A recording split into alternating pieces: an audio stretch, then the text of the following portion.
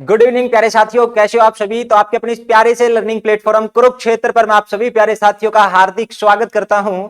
तो प्यारे साथियों, जैसा कि आपको पता है कि इस क्लास में हम करते थे हरियाणा जीके, और आज मैं कुछ आपके लिए अलग लेके आया हूं। आज की जो हमारी क्लास है इसमें हमारी हरियाणा सरकार की योजनाएं, हरियाणा का आर्थिक सर्वेक्षण और इसके साथ साथ हरियाणा का करंट अफेयर और हरियाणा जीके के क्वेश्चन है, उनको हम करेंगे। तो बहुत ही प्यारा सेशन हमारा होने जा रहा है। तो चलिए प्यारे साथियों, आज की इस प्यारे से सेशन की शुरुआत करते हैं। लेकिन शुरुआत करने से पहले कोई भी स्टूडेंट, कोई भी साथी हमारे इस लर्निंग प्लेटफॉर्म पे नया आया है तो वो चैनल को सब्सक्राइब कर ले। और इसके अलावा प्लेलिस्ट में हमने हरियाणा जीके की तमाम जो क्लासें हैं वो डाल रखी हैं। इसके अलावा हिंदी की क्लासें भी वहां पे हो रखी हैं, तो वो भी आप रिवाइज कर ले, जो आपके आने वाले एग्जाम के लिए बहुत ही हेल्पफुल साबित होंगी। तो चलिए प्यारे साथियों, आज के इस प्यारे से सेशन की हम शुरुआत करते हैं। और सबसे पहले आपको दिख भी रहा होगा हरियाणा सरकार की कुछ योजनाएं हैं, उन्हीं के बारे में हम यहाँ पे चर्चा करेंगे। और ध्यान रखेंगे, इसमें जो हम पढ़ेंगे मुख्यतः इन 7 चीजों के बारे में आज की क्लास में हम पढ़ने जा रहे हैं, जो आपके एग्जाम के लिए बहुत बहुत इंपॉर्टेंट रहेंगी। अब देखो, सबसे पहले हमारे पास योजना आती है कि कक्षा 1 से लेकर 8वीं में पढ़ रहे अनुसूचित जाति के विद्यार्थियों को नगद प्रोत्साहन राशि। तो ये जो नगद प्रोत्साहन राशि है, इसके लिए हमारी सरकार ने कितना जो बजट है वो पास किया है। तो ध्यान रखेंगे 2022-23 में इसके लिए 6500 लाख रुपए का जो बजट है ये पास हुआ है। और ये जो नगद प्रोत्साहन राशि है, इसका उद्देश्य क्या है? उद्देश्य ध्यान रखेंगे, सरकारी स्कूलों में अनुसूचित जाति के विद्यार्थियों के प्रवेश को बढ़ावा देना। ठीक है, जब भी हमारा जो सेशन है वो प्रारंभ होता है, सेशन जब भी प्रारंभ होता है तो उसमें जो भी सामान है पढ़ने का, जैसे ज्योमेट्री होगी, रंगीन पेन हो गया, पुस्तकें होंगी, उन्हीं के लिए जो राशि है ये प्रोवाइड की जाती है। सैनिटरी के सामान के लिए इसको प्रयोग कर सकते हैं। और ये राशि कितनी दी जाती है? तो ये क्लास के हिसाब से दी जाती है। 740 रुपए से लेके 1250 रुपए तक की राशि का यहां पे क्या किया गया है? प्रावधान किया गया है। तो आपको नगद जो प्रोत्साहन राशि, इसमें 2 चीजें ध्यान रखनी है। एक तो राशि कितने रुपए की, और सबसे महत्वपूर्ण यहां पे जो बजट है वो कितने रुपए का रखा गया है? 6500 लाख रुपए का।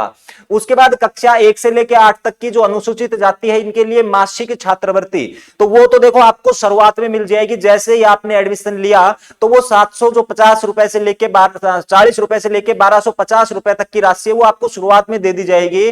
फिर हर महीने भी जो मासिक प्रोत्साहन राशि है वो भी दी जाती है। और इसका फायदा केवल अनुसूचित जाति के छात्र ले सकते हैं। और मेरे भाई, इसके साथ आपको ध्यान रखना कि ये 4 किस्तों में आपको दी जाएगी। अगर पहली से 5वीं तक कोई छात्र पढ़ रहा है तो उसको 150 से लेके 225 रुपए, और छठी से 8वीं तक का 200 से 300 रुपए, ये ध्यान रखेंगे। और इसके लिए हमारे बजट में जो प्रावधान किया गया है वो 16,000 लाख रुपए का किया गया है। ठीक है, 16,000 लाख रुपए है, ये आप ध्यान रखेंगे। किसके लिए? मासिक के लिए। ठीक है, जबकि प्रारंभ में जो प्रोत्साहन राशि है वो कितनी दी जा रही थी? तो वो आप कहेंगे ये हमारे पास 6500 लाख रुपए दी जा रही थी। उसके बाद आगे बात आती है, हमारे पास आएगा छठी में पढ़ रहे अनुसूचित जाति के विद्यार्थियों को निःशुल्क साइकिल प्रदान करना। तो आपको यहां पे बस ये ध्यान रखना है, निःशुल्क साइकिल के लिए क्या राशि दी जाती है। अब देखो, इनका जो लाभ है वो कौन ले सकता है? तो भाई साहब, कोई दूसरे गांव से आ रहा है या फिर किसी का घर स्कूल से 2 किलोमीटर से दूर है। ठीक है, 2 किलोमीटर के दायरे से बाहर जिनका भी घर है वो इसका लाभ ले सकते हैं। और ध्यान रखेंगे, अगर 20 इंच की साइकिल है इसके लिए 2800 रुपए, जबकि 22 इंची साइकिल के लिए 3000 रुपए सरकार देगी। और ध्यान रखेंगे 2022-23 में जो बजट का प्रावधान किया गया है वो 250 लाख रुपए किया गया। कितना? 250 लाख रुपए। उसके बाद मुख्यमंत्री सक्षम छात्रवृत्ति योजना, और मुख्यमंत्री जो सक्षम छात्रवृत्ति योजना है, इसमें जो सरकारी स्कूलों में पढ़ रहे छात्र हैं उनकी छात्रवृत्ति को बढ़ाना। ठीक है, और ध्यान रखेंगे 6 से 8 तक के लिए इस योजना में शामिल हुआ जाता है। और ये टोटल कितने रुपए की होगी? 160 लाख रुपए की ये परियोजना है। कौन से? मुख्यमंत्री सक्षम छात्रवृत्ति योजना। उसके बाद मेरे भाई निःशुल्क वर्दी का भी प्रावधान है। और निःशुल्क वर्दी प्रदान करने के लिए ये जो है, इसको 1 से लेकर 8वीं क्लास तक के बच्चे इसमें शामिल हो सकते हैं।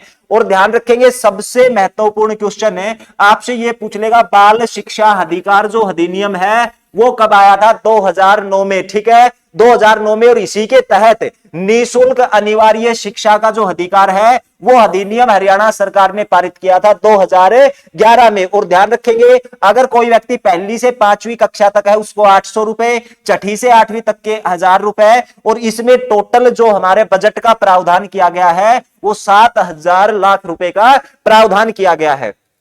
उसके बाद मिड डे मील योजना, इसके बारे में तो आप सभी जानते ही होंगे।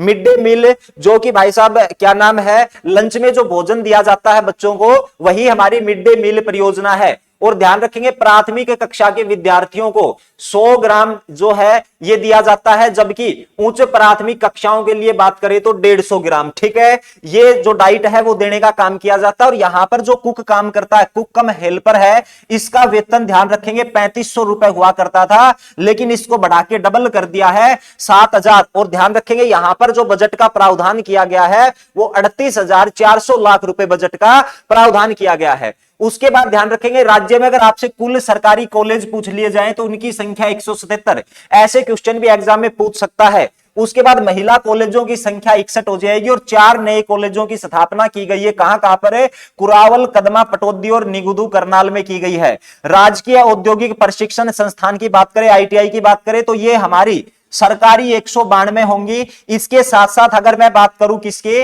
निजी की, तो 225। और ध्यान रखेंगे, सरकार ने आईटीआई के लिए जो बजट रखा है वो कितना, 870.49 करोड़ रुपए का ये बजट हो जाएगा। उसके बाद आगे हमारे पास आती है परिवहन सुविधा योजना। ये ध्यान रखेंगे, ये जो योजना है परिवहन सुविधा जो योजना है, ये जो स्कूलों में बच्चे पढ़ते हैं उन्हीं के लिए योजना लेके आई गई है। और ध्यान रखेंगे, मोरनी और पिंजौर, पंचकुला के 2 क्षेत्रों को शामिल किया गया है, मोरनी और पिंजौर। इसके साथ साथ हमारा नूंह जिला पूरे का पूरा इस योजना में शामिल होगा। और इसके लिए जो बजट पारित किया गया 343.26 लाख रुपए का क्या हो जाएगा, बजट हो जाएगा। किसके लिए? परिवहन सुविधा योजना के लिए। उसके बाद आगे आता है, ये मोस्ट इंपोर्टेंट क्वेश्चन है मेरे भाई, पेपर में छपेगा, 100% छपेगा, ध्यान रखेंगे इसको। राष्ट्रीय फैशन प्रौद्योगिकी संस्थान कहां पे रहेगी? सबसे पहले तो ये पता होना चाहिए, पंचकुला में।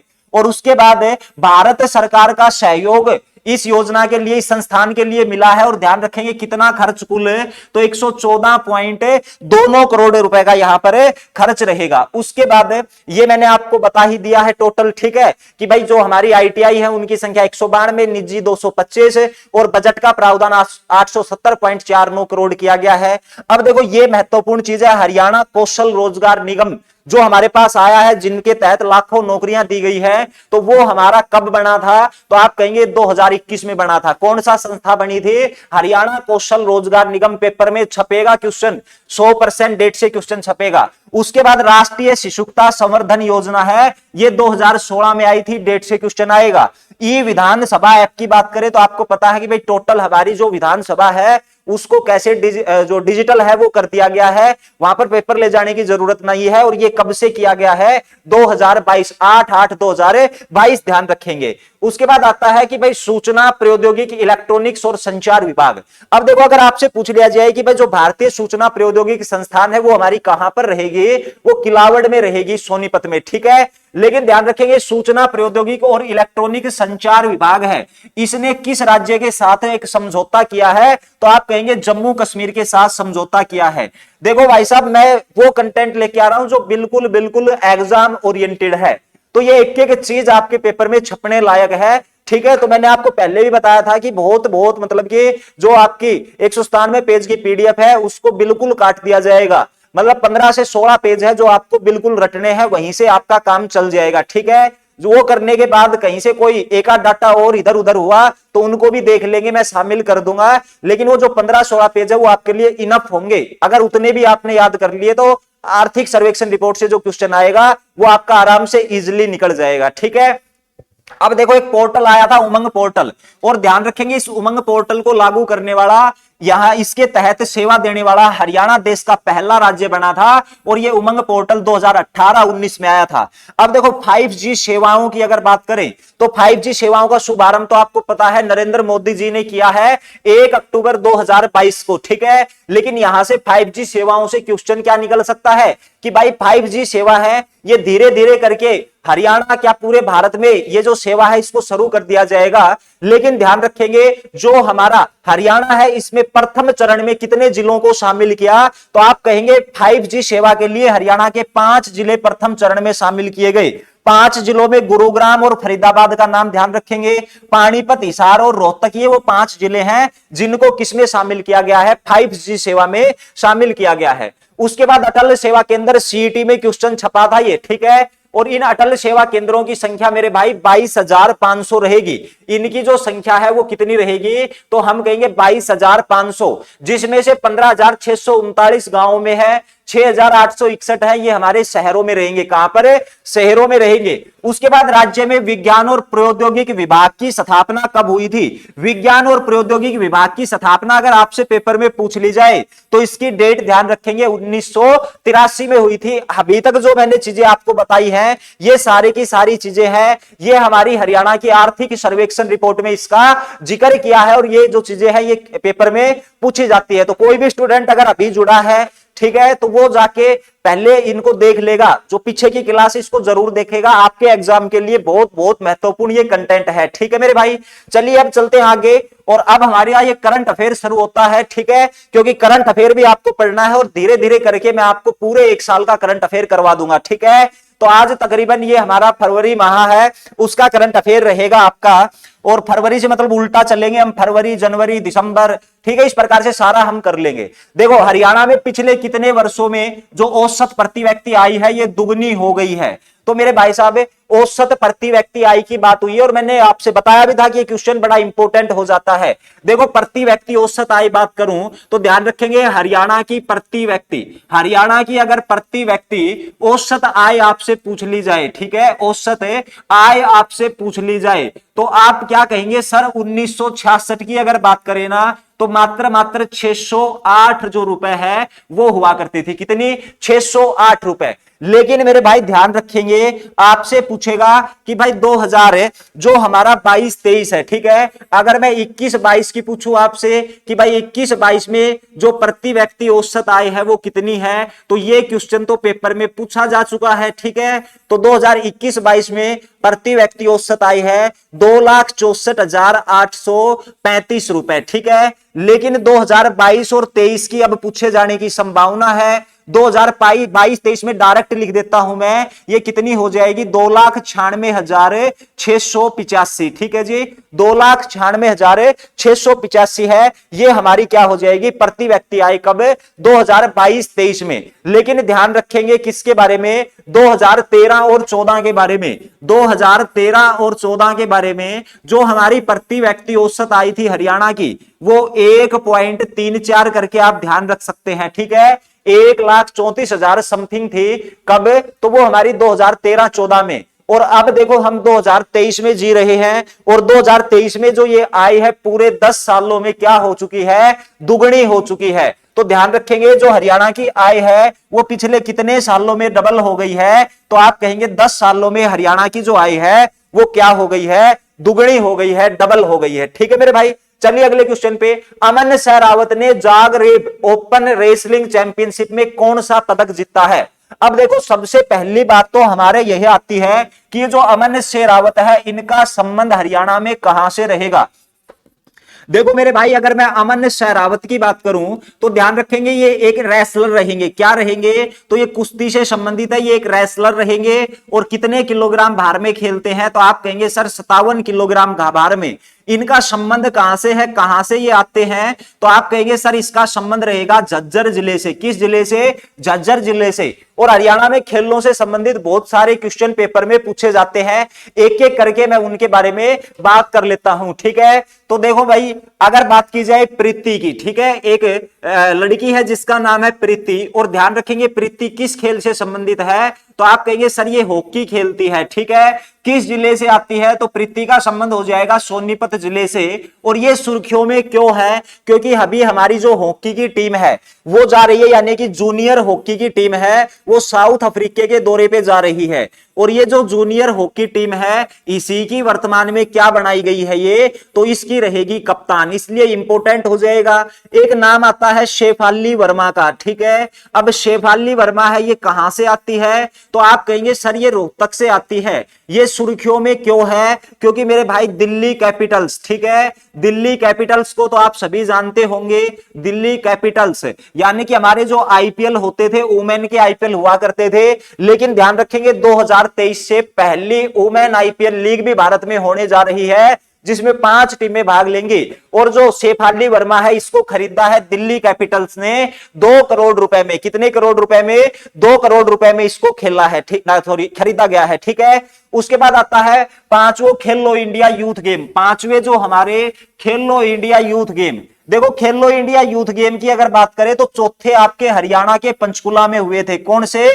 चौथे नंबर के। लेकिन आप ध्यान रखेंगे पांचवे जो खेलो इंडिया यूथ गेम, कौन से? खेलो इंडिया, अगर मैं यूथ गेम की बात करूं तो खेलो इंडिया यूथ गेम है, ये कहां पर हुए? तो आप कहेंगे सर ये मध्य प्रदेश में हुए। कहां पर हुए? मध्य प्रदेश में हुए। यहां पर आपसे हरियाणा की पोजीशन पूछ सकता है, हरियाणा का स्थान पूछ सकता है, और आंख मीच के आप कहोगे सर हरियाणा को मिला है कौन सा स्थान है? दूसरा स्थान। हरियाणा ने स्वर्ण पदक कितने जीते? तो आप कहेंगे हरियाणा ने जो स्वर्ण पदक जीते हैं वो 41 है, और हरियाणा ने कुल पदक इसमें कितने जीते हैं? तो वो कुल पदक जीते हैं 128। तो ध्यान रखेंगे 128 पदक जीते हैं, 129, तो 128 पदक जीते हैं, ठीक है जी। और इसके साथ ये कौन से नंबर पे रहा है? हरियाणा दूसरे नंबर पे रहा है। अब बात ये आती है हरियाणा दूसरे पे रहा तो प्रथम स्थान पर कौन रहा? तो आप कहेंगे सर प्रथम स्थान पर रहा है महाराष्ट्र। कौन रहा है? महाराष्ट्र रहा है, ठीक है। और ध्यान रखेंगे अमन सहरावत ने कौन सा पदक जीता है?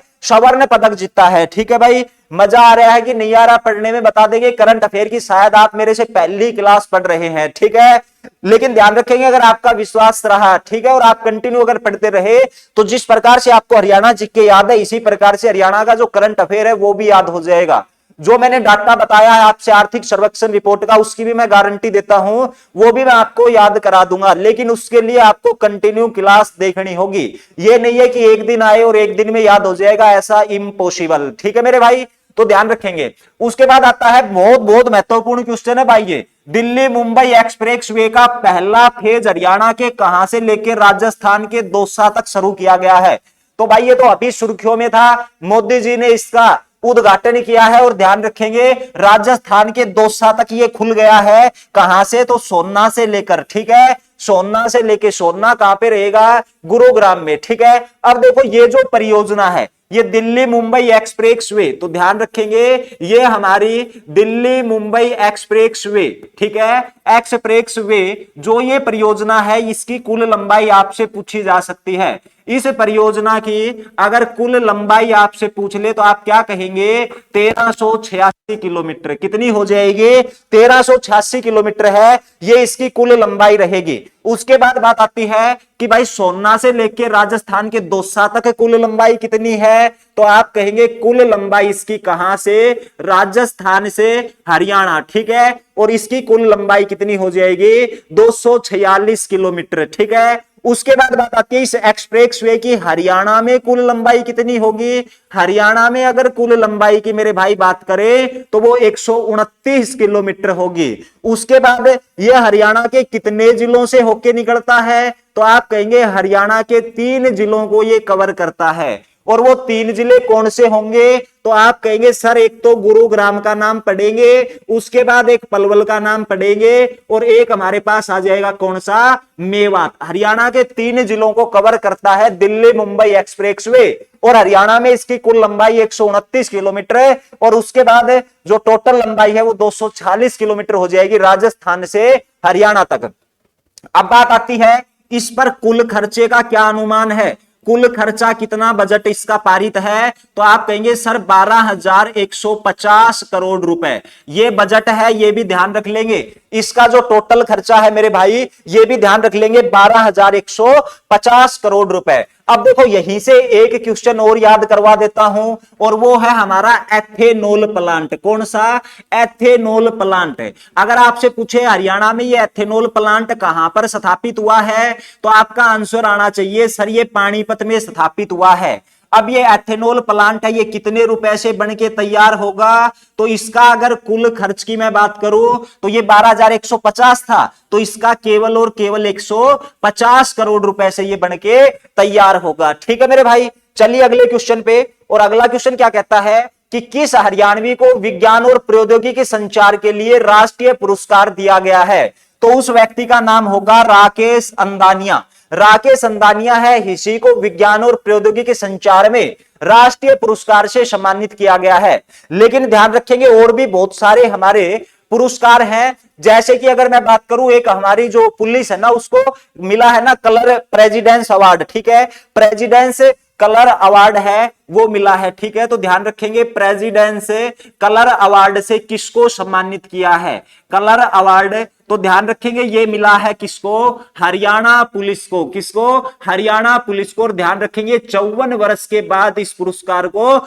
दिया गया है प्रेसिडेंस कलर अवार्ड। ठीक है, इसके साथ और आप क्या ध्यान रख सकते हो, तो मेरे भाई एक हमारे पास सामाजिक प्रगति या फिर जो हमारी प्रधानमंत्री है उसकी जो क्या नाम है एक रिपोर्ट आती है, उस रिपोर्ट में अपने देश का सबसे असुरक्षित राज्य कौन सा बताया है, तो ध्यान रखेंगे देश का सबसे असुरक्षित राज्य, देश का सबसे असुरक्षित राज्य अगर आपसे पूछ लिया जाए, वैसे पेपर में ये पूछेगा नहीं। ठीक है, ये पूछेगा नहीं क्योंकि ये सरकार की क्या है, नाकामी है, तो नाकामी तो पेपर में पूछी नहीं जाएगी। लेकिन फिर भी आपको पता होना चाहिए ये कौन सा होगा, हरियाणा होगा। लेकिन सबसे सुरक्षित शहर की बात करें या सॉरी सबसे सुरक्षित राज्य की बात करें तो वो नागालैंड को बताया है। ये सामाजिक प्रगति जो रिपोर्ट है वो हमें बताती है, ये सूचकांक हमें बताता है। प्रधानमंत्री की जो आर्थिक सलाहकार परिषद है उसी ने ये रिपोर्ट है इसको जारी करने का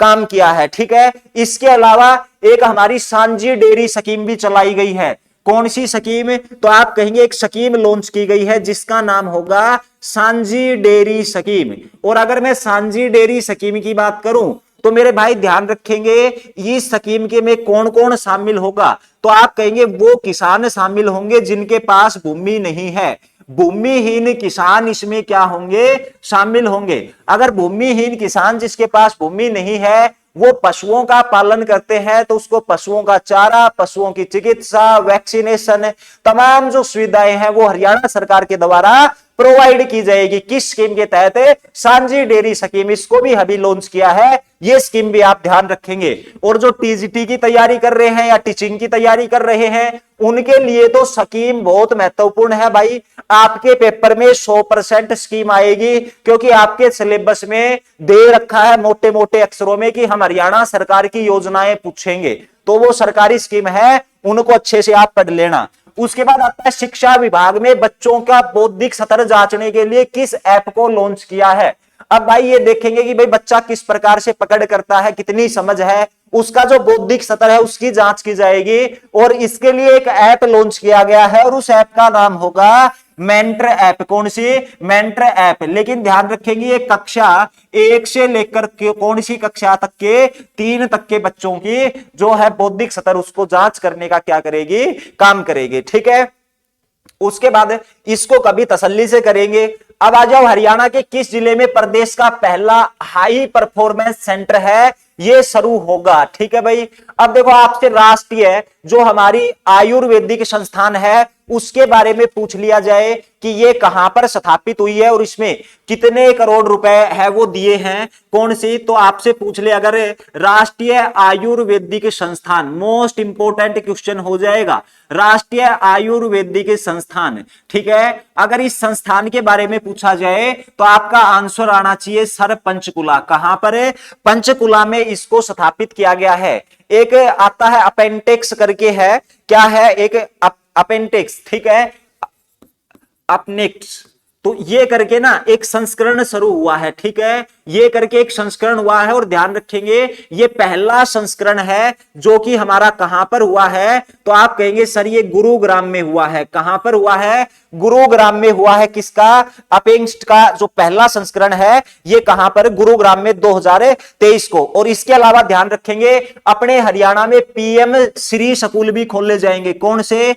पीएम श्री स्कूल। और आपसे यह पूछेगा कि हरियाणा में कितने पीएम श्री स्कूल खोले जाएंगे, तो आप कहेंगे सर 286 पीएम स्कूल ना पीएम श्री स्कूल है ये खोले जाएंगे, ठीक है। एक स्कूल के लिए तकरीबन 1 करोड़ रुपए की जो राशि है वो आवंटित की गई है, ठीक है। और एक हमारा राष्ट्रीय आयुर्वेदिक संस्थान है, इसके बारे में आप ध्यान रखेंगे। अब क्वेश्चन आता है किस जिले में प्रदेश का पहला खेल हाई परफॉर्मेंस सेंटर शुरू होगा, तो वो करनाल जिले में होगा। किसमें? करनाल जिले में शुरू होगा, ठीक है। चलिए अगले क्वेश्चन पे। अब देखो मेरे भाई, ये जो मैंने क्वेश्चन करवाए ये आपको अच्छे से समझ आए होंगे, ठीक है। ये बड़ा महत्वपूर्ण सेगमेंट है, यहीं से मैं जिक्र कर रहा था ना, जिसके 7 से 8 क्वेश्चन आपको देखने को मिलेंगे। तो मेरे भाई अब डेली इसी प्रकार से होंगे, अब आपको क्लास से मिस नहीं करनी है। अगर कहीं पे कोई कमी हो, कहीं पे कोई दिक्कत आपको नजर आ रही है, तो आप कमेंट करके अपना सुझाव दे सकते हैं, फीडबैक दे सकते हैं, ठीक है। तो आप इस चीज का भी ध्यान रखेंगे, ठीक है। बाकी ये चीजें आपके एग्जाम में बड़ी महत्वपूर्ण रोल अदा करने जा रही है। अब आप उन हरियाणा जीके की बात कर लेते हैं। कहां तक हमने पढ़ लिया था? तो हमने शायद लास्ट क्वेश्चन जो किया था वो किया था ये वाला, ठीक है जी। ये वाला हमारा लास्ट क्वेश्चन था कि हरियाणा में किस फसल का सर्वाधिक उत्पादन होता है, तो वो मैंने आपको बता दिया था, आम का सबसे ज्यादा उत्पादन होता है। अब आ जाओ ककरोई सूक्ष्म जो जल विद्युत परियोजना है ये किस शहर में बनी है, तो आप कहेंगे सर ये ना किस नहर पर बनी है, तो ये बनी है पश्चिमी यमुना नहर पर। लेकिन ध्यान रखेंगे बहुत सारी योजनाएं हैं जो आपसे पूछी जा सकती है, बहुत सारी परियोजनाएं हैं। जैसे Rajiv Gandhi thermal power plant की बात की जाए, किसके बारे में? Rajiv Gandhi thermal power plant, ठीक है। इसके बारे में आप क्या जानते हैं वो मेरे को बता देंगे कि जो Rajiv Gandhi thermal power plant है ये अपना हरियाणा में कहां पर स्थित रहेगा, ठीक है। या तापीय विद्युत परियोजना है ये कहां पर स्थित रहेगी, और ये क्या नाम है, इसकी क्षमता कितनी है, इसकी आप क्षमता भी बता देंगे कि क्षमता कितनी है और ये कहां पर स्थित है। देखो स्थान की अगर बात करूं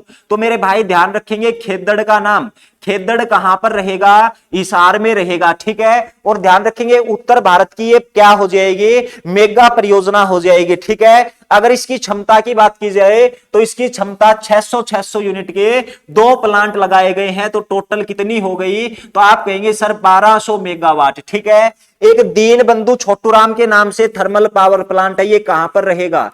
किसके नाम से? दीन बंधु छोटूराम के नाम से तापीय विद्युत परियोजना या तापीय जो परियोजना है किसके नाम से? दीन बंधु छोटूराम है। तापीय जो परियोजना है ये हमारी कहां पर स्थित रहेगी? कौन सी परियोजना? तापीय परियोजना। अगर मैं इसकी बात करूं तो मेरे भाई इसकी स्थापना 2008 में हुई थी। कब हुई थी? 2008 में। और ये हरियाणा का कौन सा जिला होगा? तो आप कहेंगे सर यमुनानगर जिला होगा। कौन सा जिला होगा? ये हरियाणा का यमुनानगर जिला होगा। और ध्यान रखेंगे इसकी जो क्षमता है टोटल वो 600 मेगावाट की होगी। कितनी? 600 मेगावाट। और इसको डिवाइड किया है 300 मेगावाट की 2 यूनिट में, ठीक है जी। उसके बाद पानीपत तापीय विद्युत परियोजना, मोस्ट इंपोर्टेंट, 2 याद हो गई। अब चलो किसके ऊपर है? तो अब चलते हैं हम पानीपत तापीय विद्युत परियोजना, ठीक है जी। तो अब पानीपत के नाम से पढ़ेंगे पानीपत तापीय विद्युत परियोजना, ठीक है। और पानीपत तापीय विद्युत परियोजना की मेरे भाई बात करूं तो ध्यान रखेंगे इसकी स्थापना अगर आपसे पूछ ली जाए तो आप क्या कहेंगे कि इसकी स्थापना हुई थी 1979 में।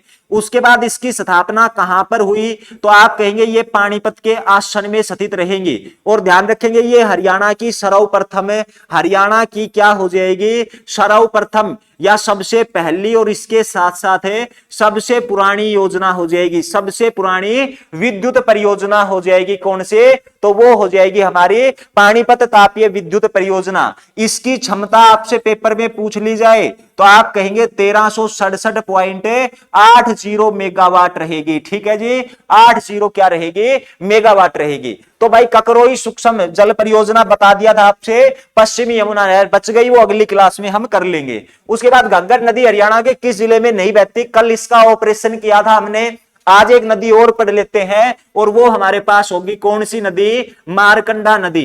मारकंडा नदी का उद्गम स्थान पूछ ले तो आप कहेंगे सर सिरमौर जिला। कौन सा जिला? सिरमौर जिला, जो कि हिमाचल प्रदेश में रहेगा। और यहीं पे एक गांव होगा जिसका नाम होगा बाराबन गांव, ठीक है। और इस बाराबन गांव के समीप एक मंदिर होगा कटासन मंदिर, जो कि हमारे नाहन क्षेत्र में आता है। कौन से? नाहन क्षेत्र में। और किस श्रेणी से निकलती है ये? धरतीधर श्रेणी से निकलती है। कौन सी श्रेणी से? धरतीधर श्रेणी से, ठीक है। तो मारकंडा नदी का उद्गम स्थान आपसे पूछे तो इनमें से कोई भी चीज आपसे पेपर में पूछी जा सकती है। तो ध्यान रखेंगे धरतीधर श्रेणी, उसके बाद नाहन क्षेत्र, बाराबन गांव, सिरमौर जिला, हिमाचल प्रदेश, यहीं से निकलती है। या फिर इस सारी चीज को मैं मिला दूं तो मैं ये भी कह सकता हूं कि ये हरियाणा, ये कहां से निकलती है मारकंडा नदी? तो वो शिवालिक की पहाड़ी से निकलती है। कहां से? शिवालिक की पहाड़ी से निकलती है। अब मेरे भाई बात ये आती है कि हरियाणा में प्रवेश कहां से करेगी? हरियाणा में इसका अगर आपसे प्रवेश पूछ लिया जाए तो आप कहेंगे ये हरियाणा में प्रवेश करती है काला अंब नामक स्थान से। काला अंब कहां पर रहेगा? तो आप कहेंगे सर ये अंबाला में रहेगा। वैसे काला अंब नामक स्थान जहां पे पानीपत का तीसरा युद्ध लड़ा गया था, पानीपत में भी है, लेकिन एक काला अंब अंबाला, अंबाला के बाद ये कुरुक्षेत्र में जाती है। और मेरे भाई ध्यान रखेंगे कुरुक्षेत्र का शाहाबाद, ठीक है, शहर, और इसी शाहाबाद का एक गांव होगा जिसका नाम होगा अरुणाई गांव, ठीक है। और इसी अरुणाई गांव में ये एक झील का निर्माण करती है और वो झील क्या कहलाती है? हमारी सेनिसा झील। कौन सी झील? सेनिसा झील, ठीक है। अब देखो अरुणाई गांव में गिरती है तो मारकंडा नदी का पुराना नाम भी आपसे पूछा जा सकता है। और जब आपसे पुराना नाम पूछे तो आप क्या कहेंगे? इसका पुराना नाम होता था अरुणा। और उसके बाद हम फिर आगे पढ़ेंगे कि सरस्वती नदी आती है आदि बद्री से, यमुना नगर से हरियाणा में प्रवेश करती है। उसके बाद अरुणाई गांव से मारकंडा नदी का पानी उठाती है और चली जाती है, ठीक है। तो अब ध्यान रखेंगे अगर मारकंडा नदी की सहायक नदियां आपसे पूछ ली जाए, मारकंडा की सहायक नदी आपसे पूछ ली जाए, 4 सहायक नदियां रहेंगी। एक तो इसकी सहायक नदी होगी टांगड़ी। कौन सी नदी? टांगड़ी नदी, रण नदी, ठीक है, बेगना नदी, और ध्यान रखेंगे कौन सी? नकटी नदी। ये 4 इसकी क्या हो जाएंगी? सहायक नदी। और हरियाणा में कुल लंबाई आपसे इसकी पूछ ली जाए तो आप क्या कहेंगे? सर इसकी कुल लंबाई होगी 90 किलोमीटर। कितने? 90 किलोमीटर, ठीक है मेरे भाई साहब। तो ये आपको ध्यान रखना है। अब घग्गर नदी कहां से नहीं बहती? तो भाई घग्गर नदी है, इसी के बारे में कल पढ़ा था कि ये हिमाचल प्रदेश के डागसाई की पहाड़ी से निकलती, हरियाणा में कालका से ये क्या करती है? प्रवेश करती है। कालका, पिंजौर, अंबाला, कैथल, उसके बाद जाखल मंडी, टोहाना, रानिया, मतलब कि कौन कौन से जिले आगे आपके? पंचकुला, अंबाला, कैथल, फतेहाबाद, सिरसा, 5 जिले आगे। कैथल भी है यहाँ पे, फतेहाबाद भी है, सिरसा भी है। कौन से जिले में नहीं बहती? तो ये भिवानी जिले में नहीं बहती, ठीक है मेरे भाई। चलिए आगे। हरियाणवी फिल्मों के सफल नायक कौन माने जाते हैं? तो कल हमने बहुत सारे नायकों के नाम पढ़ लिए थे, तो आज इसके बारे में हम चर्चा नहीं करेंगे ज्यादा। आज सिर्फ हम देख लेंगे कि वो जगत जाखड़ रोहतक से इनका संबंध हो जाएगा, ठीक है। सुनील दत्त यमुना नगर से है, देवी शंकर प्रभाकर ये रोहतक से होंगे। फिरोजपुर झिरका उपमंडल में, उपमंडल के तीनों ओर कौन सा प्रदेश है? तो अब देखो फिरोजपुर झिरका कहां पे आता है ये भी आपसे पूछ सकता है। तो चलो कुछ शहर में आपसे पूछने की कोशिश करता हूं। जैसे कि आपसे पूछ ले बापोली, ये हमारा हरियाणा में कहां पर आता है? इसी के अलावा अगर इसराना के बारे में पूछ ले, इसके अलावा अगर समालखा के बारे में आपसे पूछ लिया जाए, समालखा असंध कहां पर रहेगा? इसके साथ इंद्री के बारे में पूछ लिया जाए, इंद्री कहां पर रहेगा? कोसड़ी के बारे में पूछ ले, कोसड़ी हरियाणा में कहां पर स्थित है? इसके अलावा बावल के बारे में भी आपसे पूछ सकता है, ये हरियाणा के किस जिले में रहेगा, ठीक है। इसी प्रकार से नगिन्ना का नाम ध्यान रखेंगे, नगिन्ना, नगिन्ना के साथ साथ परथला का नाम ध्यान रखेंगे, परथला। उसके साथ होडल का नाम भी आप ध्यान रख सकते हैं, गुल्ला का नाम भी आप ध्यान रख सकते हैं, किसका? गुल्ला। इसके अलावा सहा का नाम ध्यान रखेंगे, सहा कहां पे रहेगा? मुलाना कहां पे रहेगा? कौन सा? मुलाना कहां पर स्थित रहेगा? और भी अगर मैं शहरों की बात करूं तो मेरे भाई और शहर कौन से आ जाएंगे? बडखल, बडखल के बारे में पूछ सकता है कि बडखल कहां पर रहेगा, ठीक है जी। और एक बडोली आता है, कौन सा, बडोली कहां पर रहेगा। तो इतने आप बता दो, बाकी अगली क्लास में कर लेंगे। तो देखो अगर बापोली की मेरे भाई बात करें तो ये हरियाणा के पानीपत जिले में आता है, इसराना भी पानीपत में, शमालखा भी पानीपत में। आसंद की बात करें तो ये करनाल जिला हो जाएगा। इंद्री की बात करें करनाल में। कौशली की बात करें तो मेरे भाई ये रेवाड़ी में स्थित रहेगा। बावल की बात करें तो ये भी आपका कहां पर है, रेवाड़ी में। नगिन्ना की अगर बात की जाए तो मेवात नुहू क्षेत्र में रहेगा। परथला की बात की जाए तो ये पलवल में रहेगा। होडल की बात की जाए तो ये भी हमारा पलवल में। गुल्ला की बात करें तो ये आपका कैथल जिले में हो जाएगा। साहा की बात करें तो अंबाला जिले का नाम ध्यान रखेंगे। मुलाना है ये भी अंबाला जिले में। बडखल और बडोली है ये दोनों के दोनों आपके कहां पर हो जाएंगे, तो आप कहेंगे सर ये फरीदाबाद में हो जाएंगे। और फिरोजपुर जिरका है ये भी कहां पर रहेगा, मेवात नुहू में रहेगा। और इसके साथ ध्यान रखेंगे मेवात के साथ हमारी जो राजस्थान की सीमा है वो साझा होती है, तो इसको तीनों तरफ से घेरे हुए है कौन है, राजस्थान। कौन है, राजस्थान। चलिए अगले क्वेश्चन पे। हरियाणा का एकमात्र जिला जिसकी सीमा अन्य किसी प्रदेश को स्पर्श नहीं करती। तो देखो हरियाणा का दिल किसे कहा जाता है, जींद को कहा जाता है। जींद जो जिला है इसकी सीमा हरियाणा के 7 जिलों को स्पर्श करती है। और हरियाणा में 2 जिले ऐसे हैं जिसकी सीमा किसी भी अन्य राज्य को स्पर्श नहीं करते, एक चरखी दादरी और दूसरा जिला हमारा कौन सा हो जाएगा, रोहतक जिला हो जाएगा। ये आप ध्यान रखेंगे।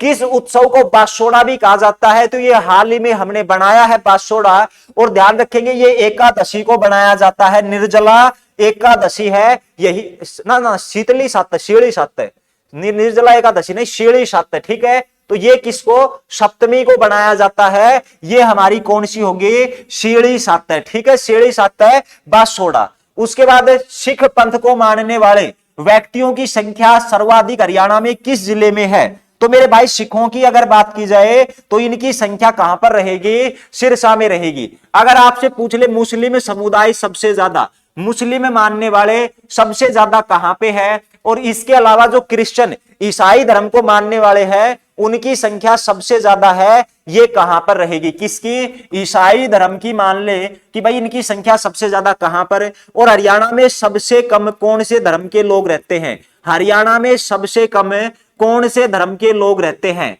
मुस्लिमों की संख्या का प्रतिशत बताएंगे, मुस्लिम की संख्या का प्रतिशत है, और सिख जो संख्या है इसका प्रतिशत क्या रहेगा, ठीक है मेरे भाई। तो इनके बारे में आप मेरे को आंसर कर देंगे, ठीक है। देखो अगर बात करें हरियाणा में मुसलमान कहां पे ज्यादा रहते हैं, तो वो आपको पता ही है कि जी मेवात नुहू में सबसे ज्यादा मुसलमान है वो रहते हैं। ईसाइयों की अगर मैं बात करूं तो ये हरियाणा का फरीदाबाद जिला होगा।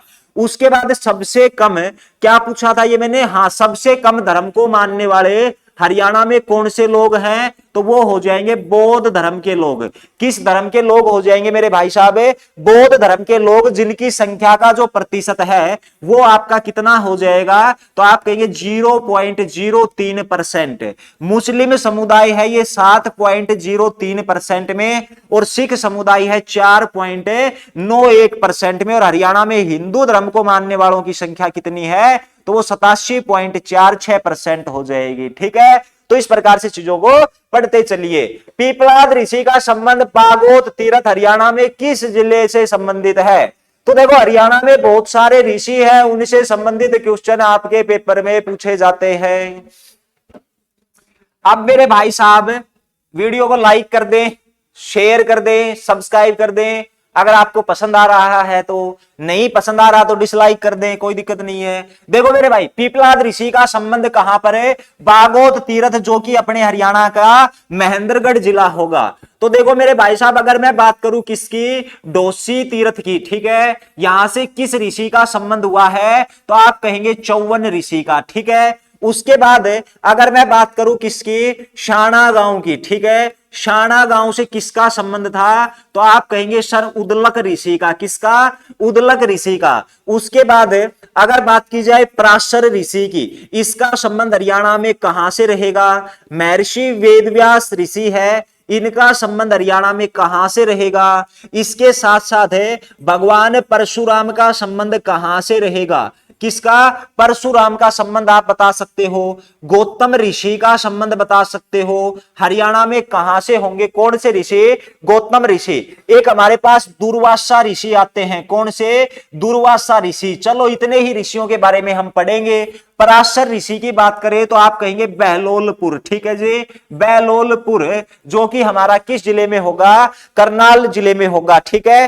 कौन सा? बहलोलपुर, करनाल से। उसके बाद अगर वेदव्यास ऋषि की बात करें तो ये हमारा वनस्थली कुरुक्षेत्र, वनस्थली कुरुक्षेत्र। उसके बाद परशुराम ऋषि की बात करें तो रामराय का नाम ध्यान रखेंगे, किसका?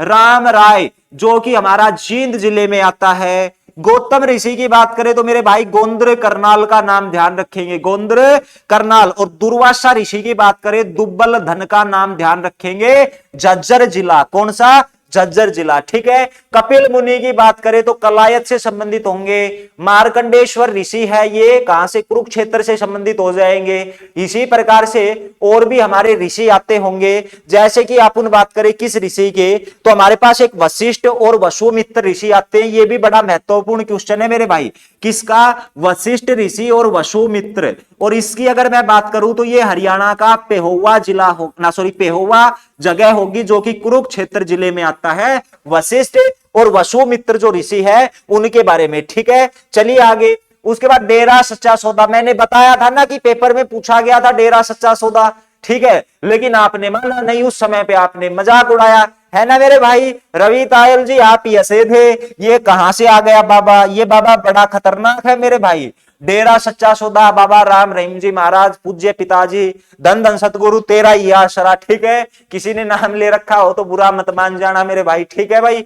तो देखो डेरा सच्चा सौदा आश्रम किस जिले में रहेगा? तो ये सिरसा जिले में रहेगा, ठीक है। हनीप्रीत का संबंध किससे है? तो आप कहेंगे हनीप्रीत का संबंध फतेहाबाद जिले से है, ठीक है, राम रहीम से नहीं है। चलो जी आगे। उसके बाद निम्नलिखित में से कौन प्रसिद्ध सांगी नहीं है? तो मेरे भाई साहब सांगियों की बात करें, पंडित लक्ष्मीचंद सांग के क्षेत्र से, मांगे राम भी सांग, बाज्य भगत भी, तुलसीदास शर्मा दिनेश है, इसका संबंध सांग से नहीं रहेगा, ये एक कवि रहेंगे। कोहिनूर पत्र के संपादक कौन हुए हैं? तो कोहिनूर की बात करें तो मेरे भाई साहब बाल मुकुंद गुप्त का नाम ध्यान रखेंगे। श्री राम शर्मा ने हरियाणा का इतिहास लिखा था और इसके साथ साथ एक पत्रिका हरियाणा तिलक है। नेकी राम का क्या हो जाएगा? हरियाणा संदेश हो जाएगा। क्या? हरियाणा संदेश। और अगर आपसे दैनिक हरिभूमि पूछ ले, दैनिक हरिभूमि के बारे में पूछ ले, तो आप किसका नाम बताएंगे? कैप्टन अभिमन्यु, जो पिछली सरकार में वित्त मंत्री थे, कैप्टन अभिमन्यु। 5 सितंबर 1996 को रोहतक से निकाला गया था दैनिक हरिभूमि। इसके साथ हरियाणा केसरी पूछ ले तो मेरे भाई साहब हरियाणा केसरी तो नेकीराम को कहा जाता है, लेकिन हरियाणा केसरी जो पत्र को निकालने वाले थे उसका नाम था बनारसी दास गुप्ता। बनारसी दास गुप्ता, पंचायती राज कब, क्यों, कैसे, ये पुस्तक भी बनारसी दास गुप्ता के, बनारसी दास गुप्ता जो हरियाणा के मुख्यमंत्री बने थे, ठीक है मेरे भाई। चलिए अगले क्वेश्चन पे। और अगला क्वेश्चन क्या कहता है? हाशी का बरसी दरवाजा किसने बनवाया? तो मेरे भाई साहब हाशी का बरसी दरवाजा अलाउद्दीन खिलजी ने। जबकि आपसे अकबरी दरवाजा पूछ ले, कौन सा दरवाजा? अकबरी दरवाजा। ये अपना कहां पर रहेगा? ये तो आपका 80 में हो जाएगा, ये कहां पर रहेगा? और एक सर्वाधिक ऊंचाई वाला दरवाजा, ठीक है जी, जिसकी ऊंचाई सर्वाधिक है, हरियाणा में सर्वाधिक ऊंचाई वाला दरवाजा जो गिनीज बुक में दर्ज है वो रामगढ़ का होगा, ठीक है। रामगढ़ का जो किला है ना मेरे भाई, रामगढ़ का किला, जो कि रामगढ़ कहां पे रहेगा? तो आप कहेंगे सर ये रामगढ़ पंचकुला में, और रामगढ़ का किला, इसका दरवाजा जो है ना वो सर्वाधिक ऊंचाई वाला है। अकबरी दरवाजा वरेटा सोनीपत में रहेगा। वरेटा कहां पर रहेगा? सोनीपत में स्थित रहेगा। गोपालगिरी का दुर्ग पूछ लिया जाए, गोपालगिरी का दुर्ग पूछ लिया जाए तो ये मेरे भाई गुरुग्राम में होगा। कहां पर? गुरुग्राम में, जिसका निर्माण बलबन के द्वारा करवाया गया था। बलबन ने मेवातियों के विद्रोह को दबाने के लिए, रोकने के लिए इसका निर्माण करवाया था। यमुनानगर का पुराना नाम, क्योंकि आपको पता 1947 से पहले लकड़ी की सबसे बड़ी मंडी यहां पे लगा करती थी। और ध्यान रखेंगे ये हमारा कहां पे हो जाएगा? अब्दुल्लापुर हो जाएगा यमुनानगर का पुराना नाम। अंबाला क्षेत्र का सबसे पहला उल्लेख कहां पे पाया गया है? ये एक आयरनक है जिसका नाम है तैत्तरीय आरण्यक, यहीं पे अंबाड़ा का सबसे पहला उल्लेख मिला है। उसके बाद कौन सा स्थल काल कर्म के अनुसार नवीनतम है? तो मेरे भाई भगवानपुरा का ध्यान रखेंगे, सारे के सारे आपके कहां पे हो जाएंगे? कुरुक्षेत्र में हो जाएंगे। उसके बाद हरियाणा में पंचायती नवविवाह में पंचायती रुपया किसको दिया जाता है? तो मेरे भाई ये आज का अपना लास्ट क्वेश्चन होने जा रहा है और इस क्वेश्चन के बाद हम अपनी क्लास की समाप्ति की घोषणा कर देंगे।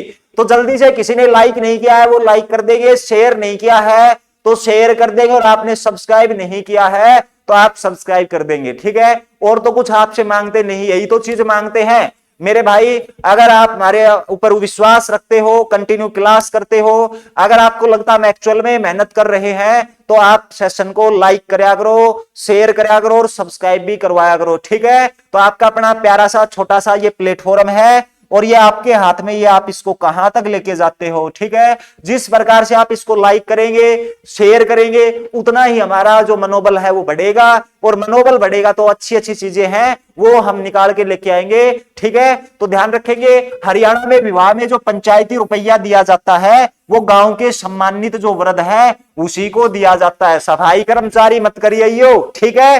तो चलिए प्यारे साथियों, आपको सेशन कैसा लगा कमेंट करके जरूर बताइए, ठीक है। तो आप कमेंट करके जरूर बताइए और अपने साथियों के साथ इसको शेयर भी कर दीजिए। उसके बाद अब रुस्तकी लेने का समय आ गया है, फूल मालाओं के साथ मेरे को विदा किया जाए।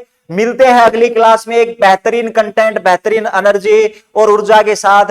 अपना ख्याल रखिए, धन्यवाद, जय हिंद, जय भारत।